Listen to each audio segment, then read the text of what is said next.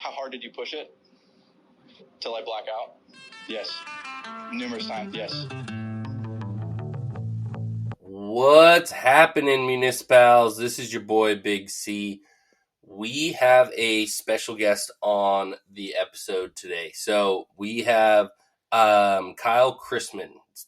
Did I get that right? You did. Sweet. First time. Didn't say that out loud prior to doing this, so I was hoping I got that right. He is the leader of the Greenskeeper Golf Club.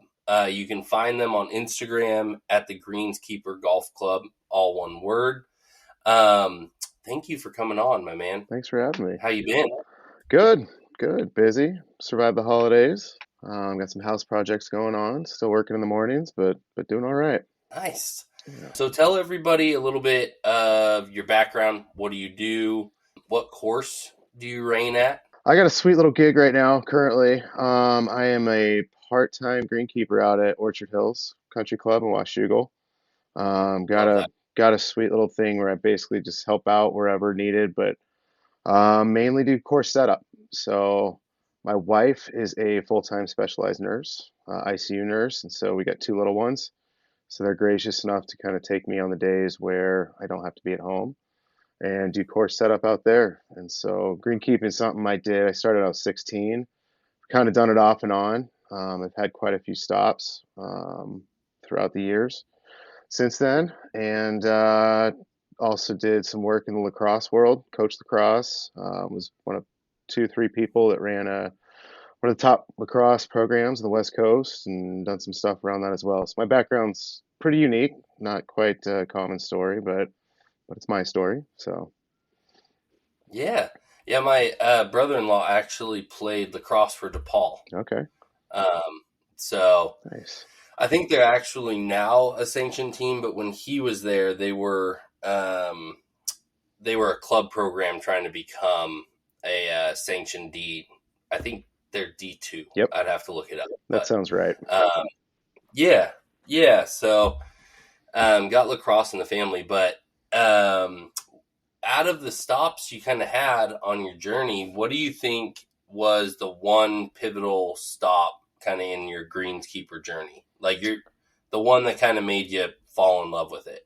That's a good question right out the gates. I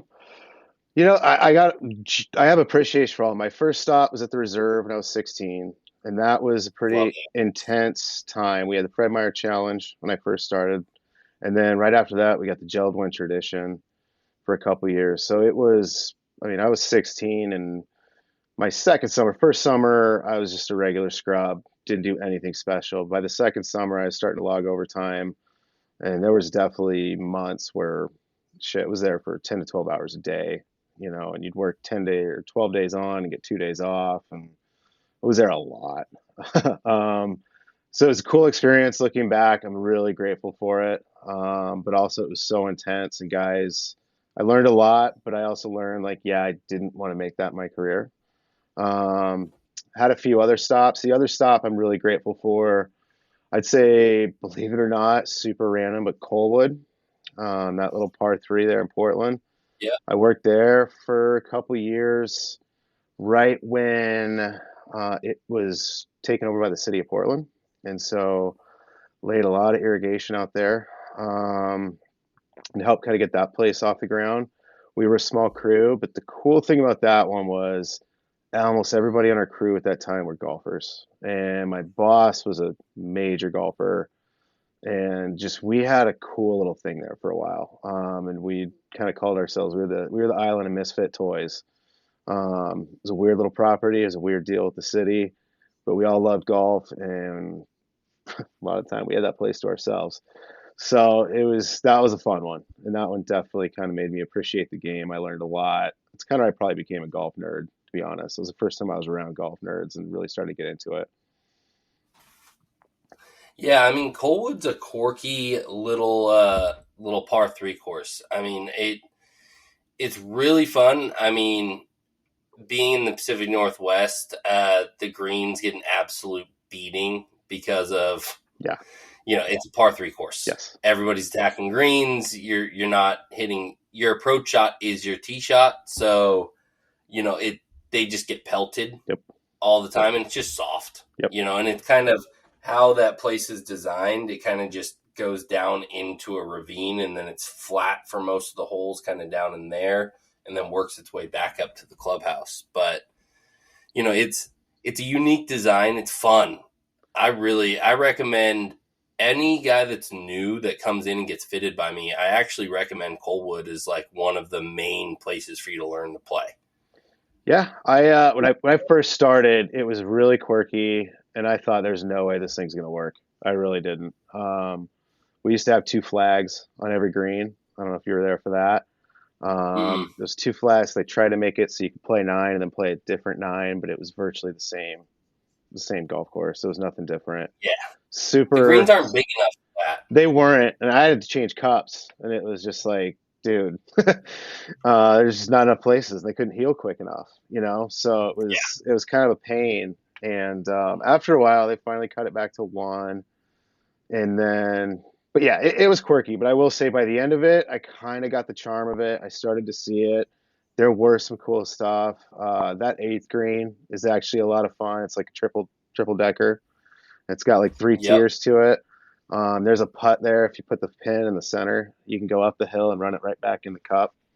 That was always fun, but it was quirky. I mean, you got to know what you're getting. But I see more. I have more affection for it now, probably, than I did when I was there. But I will say I've been there a long time.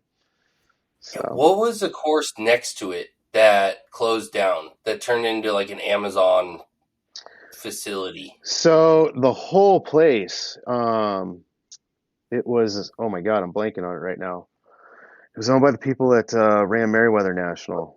Yeah, it's not Moreland. It's something along the. Not Broadmoor. Gosh, Broadmoor is just down the road. I'm totally blanking on it. No, it is Broadmoor. Broadmoor was the name of it. Broadmoor is down the road, though. That's actually what I meant. Oh, okay. Broadmoor. Gotcha. That place. Yep, that place closed down, which was that was a shame, because I thought that was a spectacular golf course. I think their biggest downfall was zero practice facility. They had no way to expand it, and they could not do you couldn't even put like a net to hit in. Yeah, I used to play that. I used to live not far from there, and there was a summer. So I used to work for the pro lacrosse team in town. Got laid off, and I used to go. This is kind of why I started to take golf a little more seriously. But I worked there and lived down the street. And in the mornings, I'd send out emails, work on my resume and stuff. Then I kind of get a little bored, and I just go out to Broadmoor. It was like $15 in the afternoons, 10, $15, and I would just go play. And definitely, there were some cool holes. There were some really dumb holes. But there was some cool stuff out there. It was an older track, definitely outgrew it. That was a big thing there, and I don't think there was any room to expand. They had a killer sign, though. I would love to know where their sign went. Like that was an all-time sign that they had out front. That, and they had some old school signage on the turn house that was never open.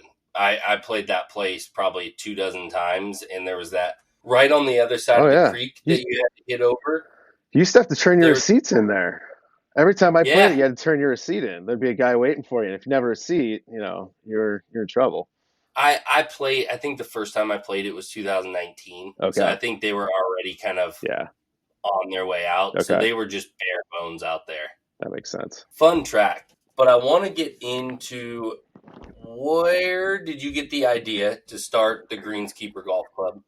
What is the kind of ideal behind it? The idea is it had been percolating for quite a while. And, I kind of started taking it more seriously post-COVID when the whole golf boom really started to happen. I'm an idea guy. I have a ton of them. Anybody that knows me can attest to that.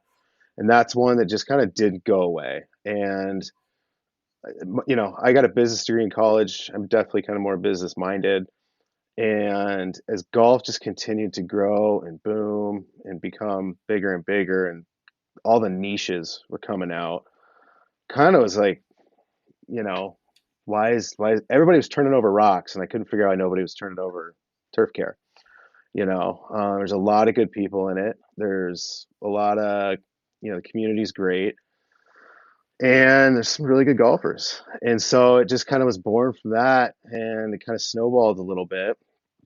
And I just had a few business things that I was getting ready to get going. They fell through, and it was one of these, you know what, screw it. I'm just going to chase this thing and see what happens. And started making the logo and kind of started feeling out what it could really be. I still wasn't really sure. It's still figuring it out, to be honest, building the plane as you fly it, so to speak. But at its core, I just thought there was an identity for the turf care agronomy side of golf. I know there was good golfers.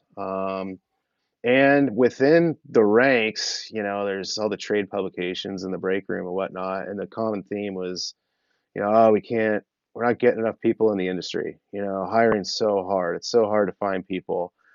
And kind of the light bulb, this is probably what pushed it over the edge for me, was like, well, if golf is booming, why are we struggling still to find so many people, right? Everybody's trying to get in on the golf, scene. Everybody wants to play more.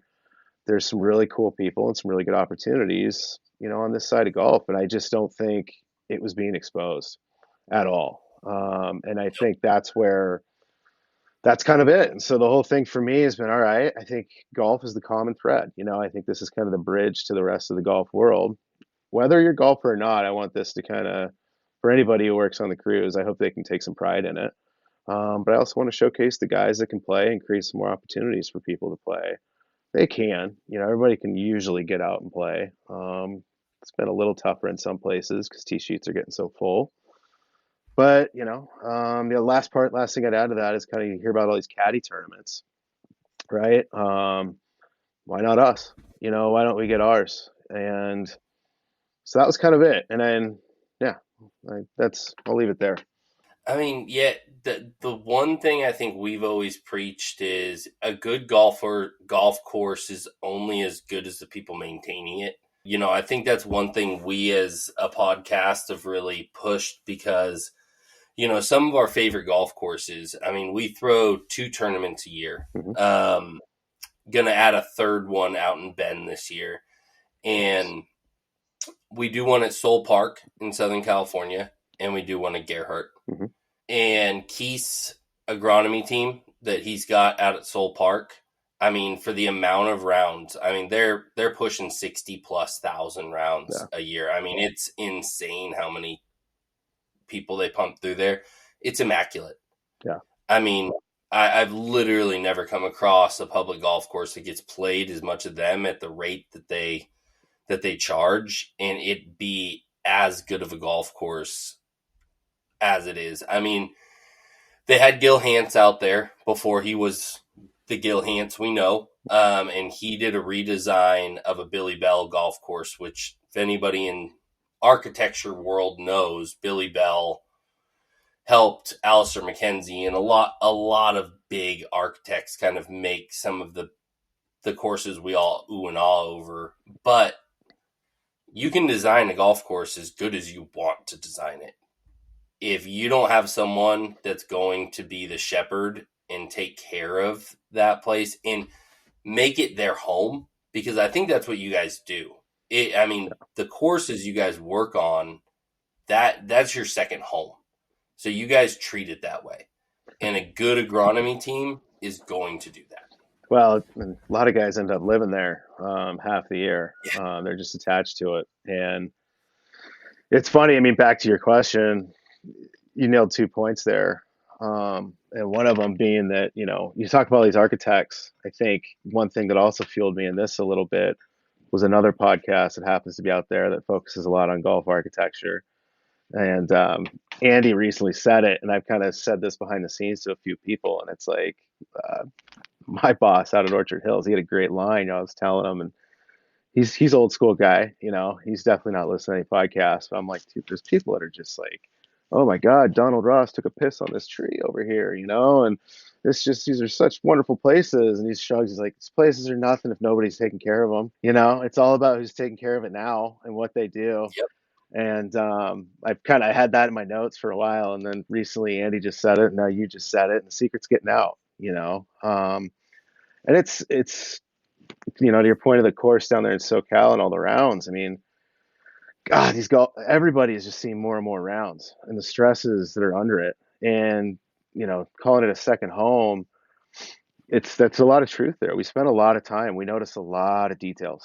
We notice a lot of details most people don't. And I would totally encourage anybody that's halfway interested. If you're between jobs, you're looking for something different, you really like being around golf, go talk to your super and see if there's a position open or if there's a way you can get on and help. Because I think it will change the way you look at a golf course. It absolutely will. And that's something that, especially as I become a bit more of a golf nerd, that's something that kind of opened my eyes. And big transformative event for me was I got to go play the old sheep ranch back when it was just a field of greens, essentially. Yep.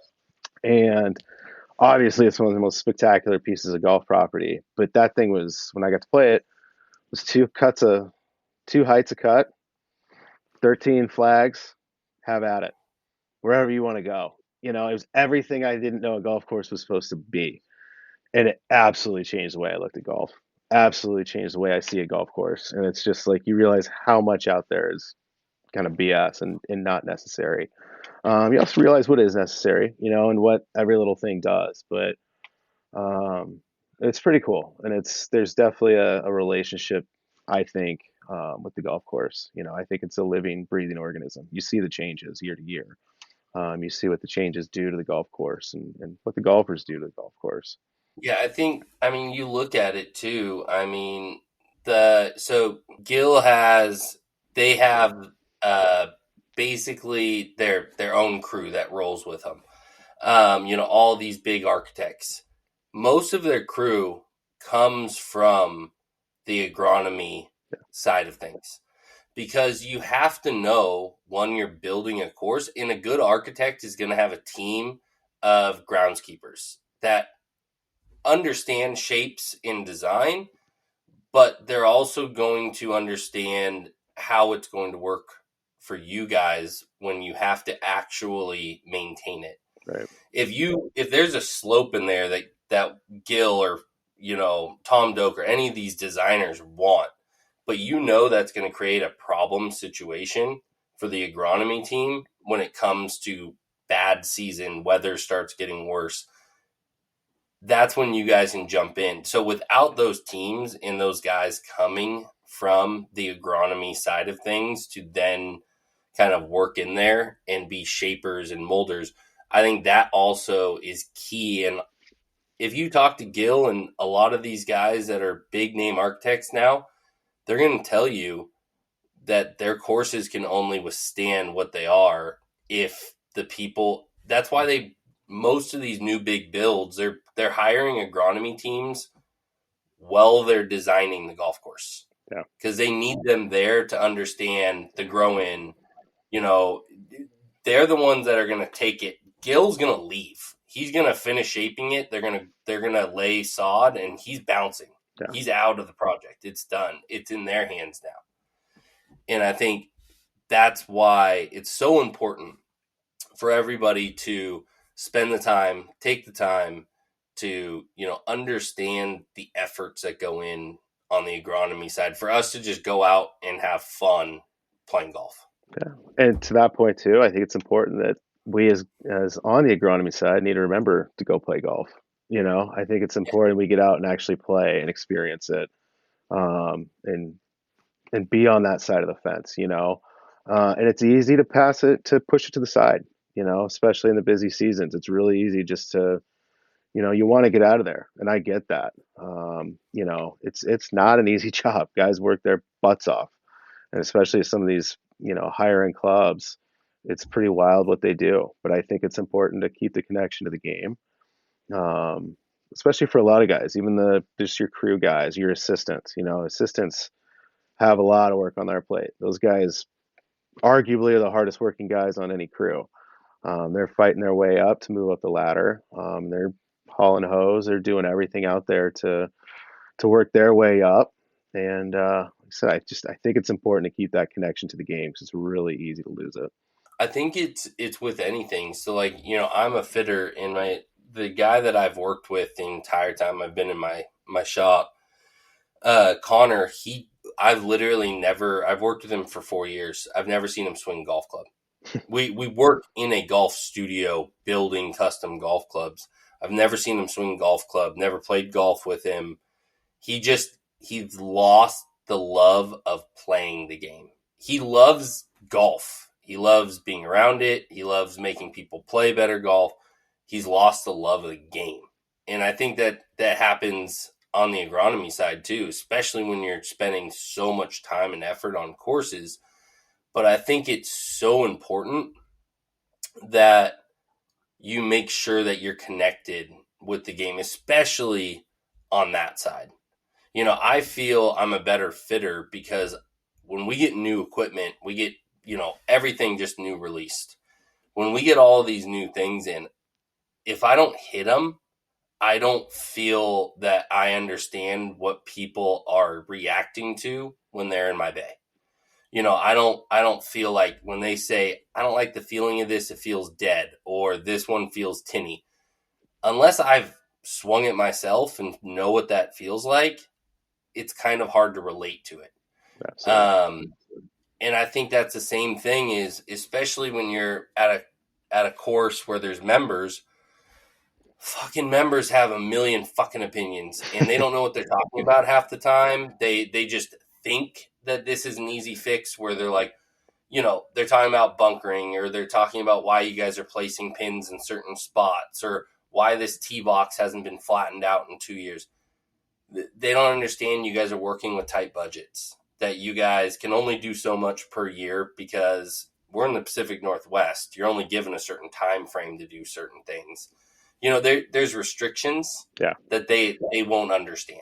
And I feel like that correlates a lot. Well, not just that. I mean, to that point, the other element is everybody wants what they want for their game and their day, their round, right? And so it's like I always like to bring it back to the pool analogy. It's like they don't have lap swim with kid open swim at the same time, right? You got to separate.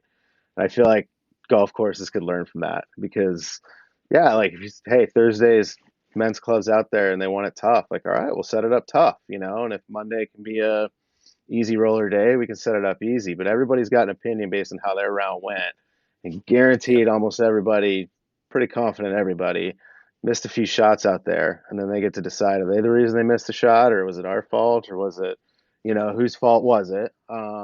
That's the game, we get it.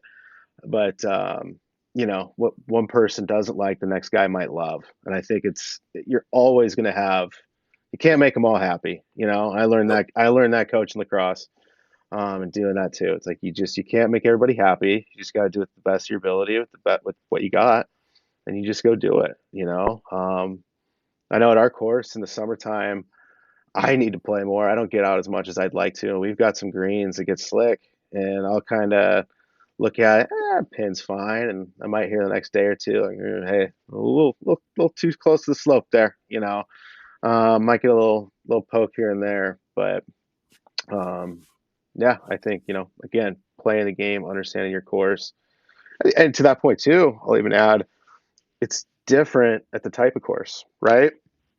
Membership, a private club, you got the same group of people playing that course consistently, right? They should know the ins and outs. They should know, kind of what the expectations are and whatnot. You go to resorts, they want you to have a great time. They want you to leave that place happy. Wide fairways, favorable pins. They want you to, the guy even heard Mike Kaiser say, like, birdies are a good thing. We want everybody to get some birdies out there and have a good day.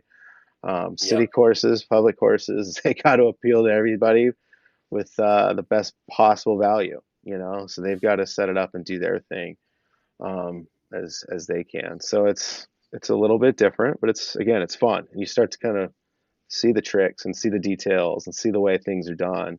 It's pretty cool. Yeah, I mean, that's why I think we as a podcast focus so much on municipalities and public courses, because it's so intriguing, especially when you come across places like Gerhardt or Tokatee or, Soul Park down in Southern California, where, the agronomy team is at such a high level with the amount that they're charging people to play.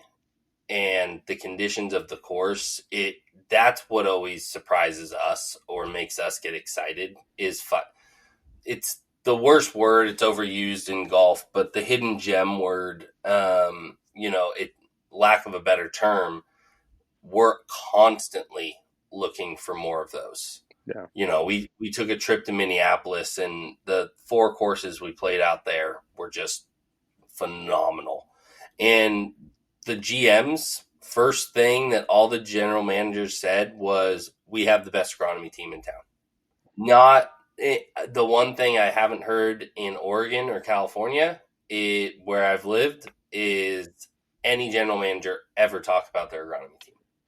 I was kind of blown away by it, because that was the first thing he talked about, and he started getting into talking about how they use 007 bent grass out there because it has deeper roots, it absorbs more water so that they play harder.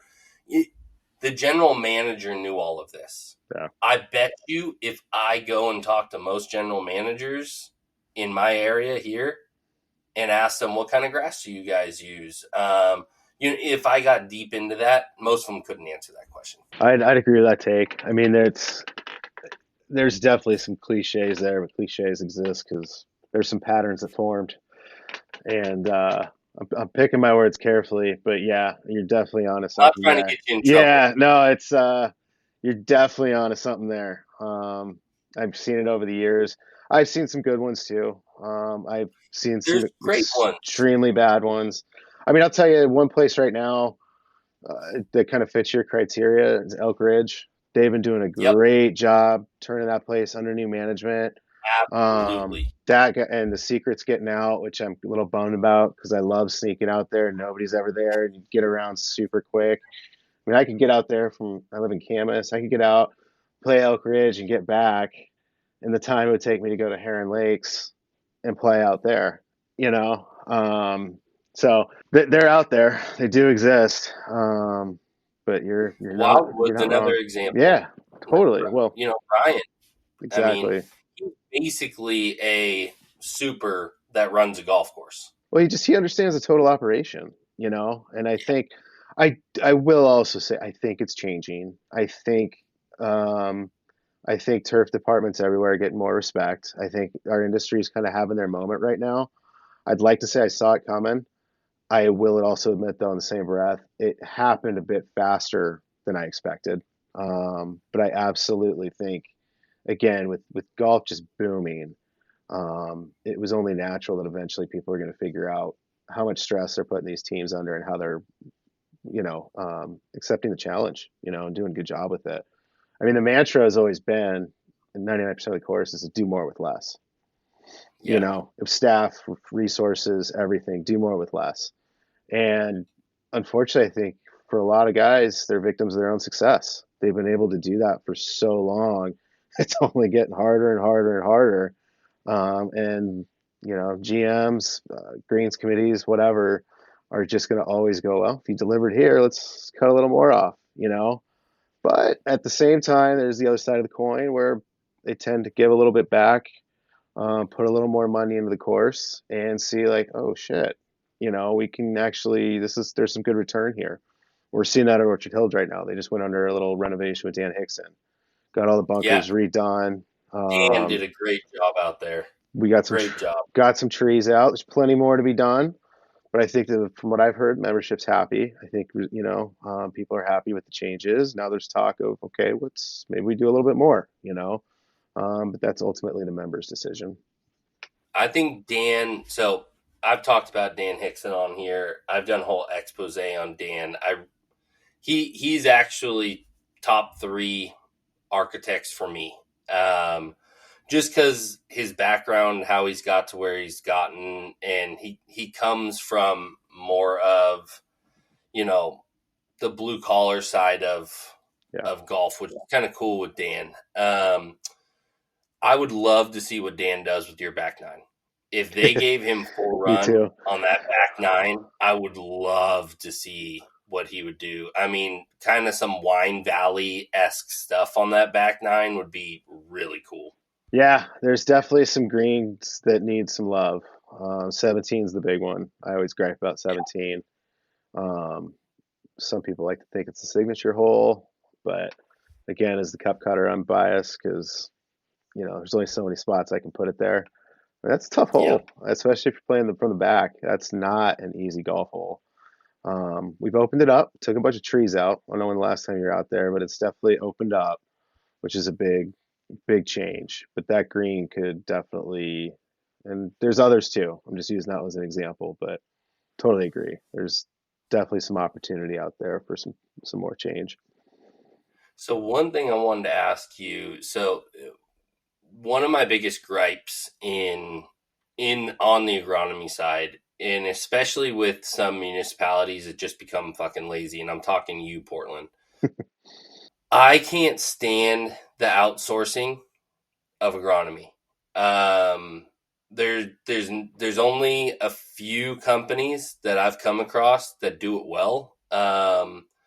Couple of them, I mean, Troon is one of them, where unless you're a Troon premium property, they just don't give them the financial support to take care of courses. I've just seen them run them into the absolute fucking ground. I can throw Troon out there, but I won't throw some of the smaller guys out there. But Portland is one of them where, all of their golf courses are, there's not a core team per course. It's outsourced, and Are you talking about the I've city courses? from what I've been told, that there's like a group of groundskeepers that work for the city of Portland that run all four of the courses. Or if am I completely off on that? You're mostly off. Okay. It's a unique setup, but you're mostly off. I'll back those guys up a little bit. Okay. It's run through the Portland Parks. So Okay. golf course maintenance is a division within Portland Parks. So that's part of the truly municipal side, right? Kemper runs the business side now of everything, but Portland I Parks is thought responsible Kemper for was golf. also okay. I was Yes, mistaken. I yeah, thought Kemper was actually running the agronomy because in California, a lot of the courses Kemper runs also does the agronomy side of yeah. things. No, it's still city run, and it's a unique Okay. setup. Don't get me wrong. There's definitely some uniqueness to those jobs. They're not like others that I've had, which I'm grateful again for the experience and met some great people through it. But it's different, and it's true city golf. I mean, for example, they can't cut a tree. They can't. That They like yeah. I've heard. There's a massive amount of red tape to take out any kind of tree on any of those courses. So there's little quirks like that, but they've got teams at every course. I know the guys at Heron pretty well. They do a great job. They've got their core crew out there. There's Heron's Rose, great. Rose City's got a good crew. There's a little overlap. There are sometimes people are in positions where they've got to manage multiple properties. Coalwood was always kind of the little island child, little stepchild, if you will. It fell under when I was there. It was under Heron. It was under Jesse Goodling, who was the top guy at the time out there. But I think now it's part of the Rose Cities under their umbrella. But they all share resources. It's quirky, but for different reasons. But I think they do a great job for what they have. I mean, there's definitely you can pick apart and stuff. You can gripe about, but I'm a big fan of like Wildwood, the Ryan O'Mara's of the world, the Matt Yeah. Browns, Manzanita, and Highlands. I'm a big fan of people that are willing to have kind of woken up and realize they don't have to hit repeat on everything, and Yep. they're making brands out of their golf courses and giving them a true kind of soul, a meaning, if you will. I love seeing that. I definitely have been around courses where you have a lazy GM that's just smacking repeat every single day on every single decision, will not make a change on anything. And that can be frustrating to see. And those guys are usually not the most forward thinking or responsive to making changes on the course or supporting the grounds either. Yeah, because I mean I've got some misinformation, so I'm glad you kind of set me straight there. Because I have roasted, I think Eastmoreland is a gem that needs to be polished and uncovered.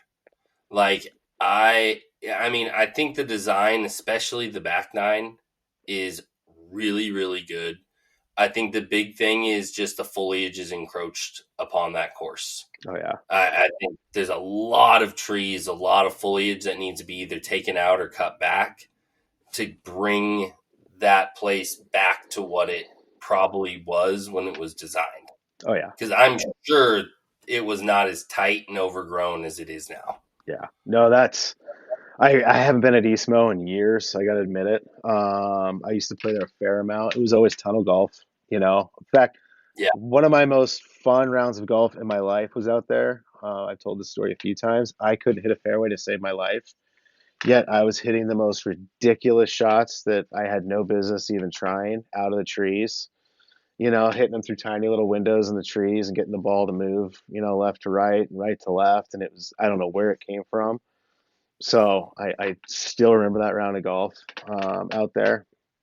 You know, the history out there is cool. All the courses for that Yeah. matter. You know, I used to live right by Rose City. I played it a lot. Rose City's amazing. Um, you know, they all, again, I think I'm a little biased because I've worked, I do what I do. I see the diamond in the rough. I'm always going to see the potential. I'm always going to say this could be better. But the bones are good there. You know, there's some other courses I can say that are just, they're soulless. You know, they're built to just be a retail development or to be an anchor for businesses or whatnot. They're just kind of blah. It's good golf. You can have a great day out there. Don't get me wrong, but they're just soulless. So I think the city's got some good things going. Um, can it be better? Oh hell yeah! But I think you're always going to be able to say that. But I agree. I think Eastmo can really. There's some good potential there. Yeah, it's just hard for, I guess, from somebody looking from the outside and kind of throwing rocks at a glass house, where with Eastmo, just seeing the boom of golf, and I'm going to talk Rose City as well in that same vein. It's just you see the boom, and I'm seeing around the country just municipalities investing super well into golf. And the thing is, they're also seeing a return on that investment, and they're able to invest in other things within the community. Like we're in Minneapolis, they built a $2 million curling facility off of one course's yearly revenue, 1 year's revenue. And like the giving back that they've seen, where they invested $2.5 million into renovating that course, and it has brought back over $10 million since the renovation. So like they recoup their money and also have created a large revenue stream. I wholeheartedly With agree. I mean, I'll say this about Portland. I've always been shocked that they, in my opinion, they should be featured in the airport. The airport's beautiful, right? When you get off a plane, I think there should be a billboard in that building somewhere that features all the golf courses, that highlights those, and the fact that you can almost take a max. You can take the train almost to all yeah, of them. You know, you can hop on with your clothes. You might walk a little bit, but it's feasible. You could do it. Now you couple that with the fact that how many people fly through to get to Bandon? How many travelers are you bringing through PDX to get to Bandon? And they're looking for 1 or 2 rounds before they make the trek down there, or they've got an extra day on the return. I mean, I think there's a massive opportunity there. Um, that's kind of me at the marketing brain, I guess, a little bit, but I've always thought are not selling that like they can, because who can match that? And yeah, they don't have the tee sheets backed up like Seattle's. You know, you go up there and you hear about some of their system, and they've got a great one as well. But man, it's tough to get a tee time. You know, yeah. and it's gonna be slow. So But it tells a lot too when somewhere like Heron Lakes Blue is literally their tee sheet is stacked all the time, but you can sneak in to Greenback out there, or you can yeah, sneak into Eastmo or Rose City. It's because one, it's the newest of all the courses. It's probably got the most fresh design of all the courses as well. What would you say? It's not as, I mean, I would say it's more modern than most of what we're getting out of those other three. I think Greenback can be more fun to play. in certain aspects, certain holes. I think there's some holes out at Heron that are a little bit, they're not great, Yeah. especially when you get on the back nine. That par four, I can't remember what number it is. Par four with the creek that runs along in front of the green. It's one of my least favorite holes in Portland. Are you talking the blue or the Blue. greenback? Blue. So it's right after the par three that you hit over a creek, and that Oh same. yeah. Oh yeah. Yeah, That's 16. yeah, one That's of my 16. least favorite holes Yeah. in Portland, just because there's It's a only three. one. See, I could counter a little bit. I'm with you. I see where you're going with it. It's a par 3.5. You got to lay up off the tee, or you got to go big. The only reason what it's got going for it is I think it's good angles. The way the angles sit on that Angles. hole, I think make it work. Playability off the tee, I think, is just a little bit limited. But I will say I think the blue is the toughest closing stretch almost Yeah, anywhere in Portland. 18 is yeah. not easy. 17, especially if you've got a right miss, is going to just leave you sad. 16 can be awesome, and 16 can be brutal. 15 for that matter, cute little par three there, but you can also not have a great Front time. front pin on that Yeah, hole is devastating. yeah. No, I love the blue. I think the green. I've had good days on the green. The green's not bad, but I've always thought the Very blue flat. is. I thought the blue is a great golf course. Yeah, They need another. They blue's need a good great. event out there. They need to make some like. They need to bring a good event on that course, I think. I just would like to see. I just see so much potential in Rose City and in Eastmo. I would like to see the driving range redone. I mean, my whole thing is just the money that they have brought in over since COVID hit and how booming it was. I just have not seen a dime put back into it, or I haven't seen anything renovated or made better. And I haven't seen that in any of the parks kind of thing. So my whole thought is just, where is the money going? I would Uh, I would like to I would like to know where the amount of revenue made through COVID, shouldn't some of that have been brought back into these courses? it's a great question. I don't have the answer. When we're done, I'll give you a name or two to go see if you can get them on here. But yeah, it's a municipality, so It is. those are not easy answers or not easy answers to get. I think But it's a West Coast municipality. yeah, And what I mean by that is environmentalists, yeah, lots of red tape, like you were talking about, yes, where in the Midwest, where I keep praising them, yeah, they're a little bit more open and flexible with taking out trees and making changes along those aspects. So yeah, you're not getting as many tree huggers that are causing issues in those aspects. But yeah, last question I got for you. yeah. So I think this is kind of a fun one.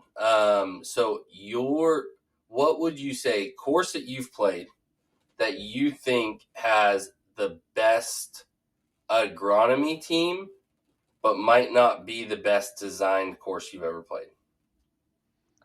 Oof, That the agronomy team makes that course worth going to. that's tough. I'll give you a few. I thought the OGA course in Woodburn years ago. I haven't been down there in a very long time, but I don't think that was like necessarily a wonderful golf course, but it was always in really good shape and a really good value. Yep. I'd put that one in that category. Tri Mountain, similarly, haven't been there in a long time. My mountain's Always great. felt like that was in great shape for what they had. They just did what they worked with what they had really well. Um, Elk Ridge, maybe. I love the contour of their greens. There's some details out there that I think are getting better. But they took care of the right things in the right way, you know. And again, under old ownership, it was that way. I could argue Gearhart, honestly. Yeah. I'd put Gearhart in that category because those are tiny greens. Forest does a great job keeping those things fun and fast. And at the end of the day, it's just kind of some rolling grass out there. It's nothing that dramatic or dynamic. I think that 18th hole is one of the toughest finishers out there. Yes. But I think they could squeak into that category. So, I mean, ultimately, yeah, that's my answer. I almost would say the old sheep ranch, but that's complete opposite. I mean, that was two cuts of grass, nothing special, but it just happened to be cliffside, and it was just you and your buddies, and do whatever the hell you want. Which again, totally just changed the way I looked at golf courses. Yeah. It doesn't have to be perfect cut lines, and it doesn't have to be prim and proper and perfect everywhere. If the bones are good, it's good. And it also helps when you play well. Any golf course, there's two things I've learned in this job. Any golf course looks a lot better without golfers. You take all the golfers off, even the worst golf course can look really cool, and you can find a lot of good things about it. And when you play well, every golf course looks better too. Yep. So if the putts are dropping, yeah, it's a great course. Yep. Well, Kyle, thank you for coming on, my man. I appreciate you taking the time. Guys, if you want to find Kyle, you can find him at Greenskeeper Golf Club on Instagram. One thing I will say, if anybody's listening and, you want, you're younger or older and you want to get into the industry, there are insanely good agronomy programs around the country. If you do want to go that route, one of the kids that I coached is going to the University of Colorado right now studying for their agronomy program. And so if you're a golfer and you're deciding that, we all have the dream to play golf for a living. Sorry, less than 0.1% of people that play golf are going to ever make it professionally. If you want to stay in the industry, agronomy, club fitting, there are a lot of avenues to go that will get you to love the game, to be able to experience the game on a daily basis and see people smile. I mean, that's, I think, what I get out of club fitting. And I think that's one thing that agronomy teams can kind of see when guys come out and experience the course and they rave about it.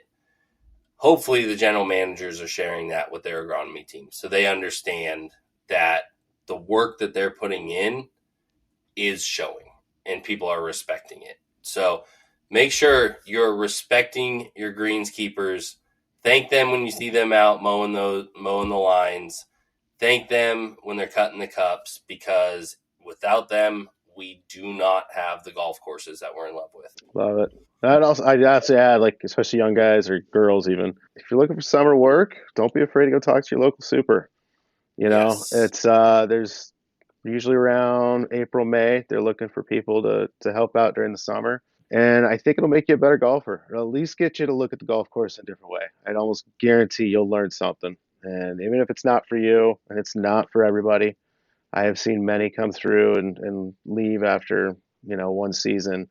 But some stick around and some really like it. So if you like being outside, want to kind of get a different look and different take on golf, don't be afraid to go talk to your super and see if you can get involved. Don't wash clubs and be a bag boy. Yeah. Go get your hands dirty and work in the dirt. Yeah. All right, Kyle. Thank you, my man. Thank you. That was fun.